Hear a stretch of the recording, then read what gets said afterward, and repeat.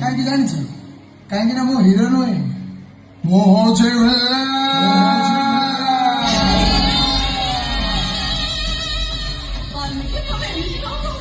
ସତ କଥାଟା ହେଲା ମୁଁ ଗୋଟାଏ ପ୍ଲେ ବୟ। ସୁନ୍ଦରୀ ଝିଅମାନଙ୍କୁ ପ୍ରେମ ଜଳରେ ପୋଷାଇ ସେମାନଙ୍କ ସର୍ବସ୍ୱ ଲୁଟିବା ହଉଛି ମୋ କାମ। ପ୍ରେମ ମୋ ପାଇଁ ଗୋଟେ ଅଦିନିଆ ଦୀପାବଳି।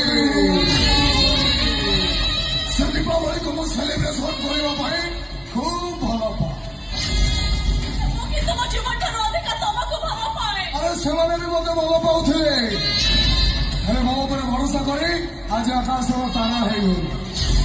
କାହାକୁ ଏ ହୋଟେଲର 3 ତଳ ଛାତ ଉପରୁ ତଳକୁ ଠେଲି ଦେଇଛି ତ, କାହାକୁ ଏଇ ଘର ଭିତରେ 17 ପିସ୍ କରି କାଟି ଦେଇଛି। ଖାଲି ସେତିକି ନୁହଁ, ପୂର୍ବରୁ ମୁଁ 7ଟା ଝିଅଙ୍କୁ ମର୍ଡର ବି କରିଛି।